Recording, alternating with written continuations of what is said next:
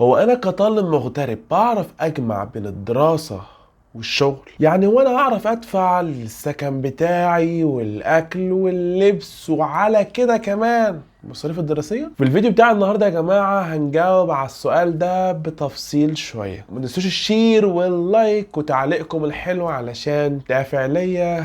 ويلا نبدأ الكلام. قبل ما اقول لك اجابة على السؤال ده عايزين نفهم ايه الشغل اللي انت ممكن تشتغله. هنتكلم بالاخص عن دولة روسيا زي المعتاد. يعني عندنا في روسيا نقسمهم نوعين شغل. اول نوع اللي هو عدد ثابت من الساعات، فترة ليلية فترة صبحية، 8 ساعات 10 ساعات كده. والنوع التاني هو ساعات، اللي هو تشتغل ساعتين 3 4 في اليوم، مش محدد بوقت ثابت، يعني مش من 8 ل 4، مش وقت ثابت، تشتغل براحتك. تعالوا بقى نتكلم عن الدراسة. احنا كأطباء أسنان في جامعة فولجogrاد بنخلص مثلا الساعة 5 بالليل أو 6 بالليل، وأغلب الجامعات كده يا جماعة برضو من 8 الصبح أو 10 الصبح على حسب الأيام، على حسب الجدول، على حسب الأسابيع، من 8 الصبح لحد 4 5 6 بالكتير. فانت لو هتشتغل فتره ثابته اللي هو 8 ساعات 10 ساعات ثابتين، مش هتلاقيها مناسبه ليك جدا. عشان خلي بالك برضو انت لازم تطبخ ولازم تاكل ولازم تغسل لبسك ولازم تذاكر طبعا، عشان احنا جايين عشان المذاكره، عشان الجامعه بتاعتنا،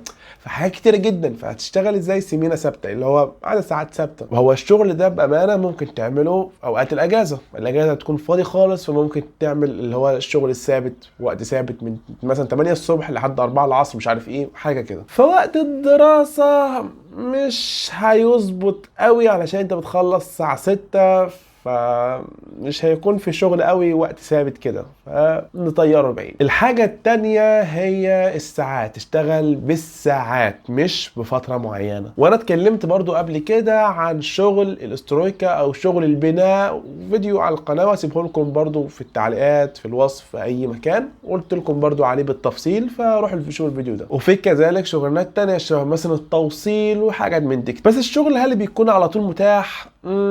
لا، مش بيكون على طول متاح. يعني ما تحسبش في دماغك مثلا ان انت هتشتغل كل يوم 4 ساعات وهتلاقيهم كل يوم متاحين 4 ساعات تشتغلهم. الحياة مش بتمشي شبه ما احنا عاوزين للاسف. بس في اغلب الايام ممكن تلاقي الشغل. بس انت هتعرف ازاي ان في شغل؟ عن طريق مثلا ناس بيشتغلوا فبيقولوا لك مصر بياخدوا فلوس كلام من ده، فلو عاوز شغل هتلاقي شغل. بس هل الشغل ده في وقت الدراسة هل هتعرف تجيب بيه مصاريف الجامعة؟ رد مني انا مش شايف كده، مش شايف. انت مثلا لو عاوز تجيب فلوس اكلك شربك لبسك والكلام ده كله، ممكن تجيب 90% منهم او ممكن 100% منهم على حسب شغلك، على حسب الوقت بتاعك. بس مصاريف الجامعة انا شايف انها صعبة شوية، مش مستحيلة بس صعبة شوية. واحنا برضو بنتكلم على مدن كتيرة في روسيا، فكل مدينة لها الدنيا بتاعتها، فيها شغل. المدينة ديت دي المدينة ما فيهاش شغل، المدينة ديت فيها شغل فلوس كذا، دي فلوس اقل منها، مش عارف ايه، جامعة دي بفلوس كذا، جامعة دي بفلوس كذا. فالدنيا بتختلف، فما تاخدش كلامي كلام ثابت على كل الجامعات، لا الدنيا بتختلف. يعني مثلا لو انت في جامعه بتصرف على سبيل المثال 150 الف روبل في السنه، ده غير واحد بيصرف 400 الف روبل في السنه. فمثلا 150 الف روبل في السنه ممكن تحاول تجيبهم، بس 400 الف روبل صعب تجيبهم. فاختلاف الناس، اختلاف المدن، اختلاف الدنيا دي كلها. وبرضه عشان ما اقول لكم يا جماعه في كل فيديو، الفيديوهات ديت وجهه نظر خالد على الموضوع ده، وجهه نظر خالد، وجهه نظري، مش كلام ثابت. ممكن تختلف معايا، ممكن توافق على كلامي، ده وجهة نظرك، فكل واحد له وجهة نظره، وجهة نظر تحترم. والفيديوهات الجايه يا جماعه ان شاء الله هبقى اتكلم بالتفصيل اكتر عن الشغل وانواع الشغل ومش عارف ايه، وازاي بقى تجيبوا شغل وكلام من ده كله. ان شاء الله اتكلم بالتفصيل عن الحاجات دي. وبس يا جماعه ده كان الفيديو، اشوفكم في الفيديو الجاي، وسلام.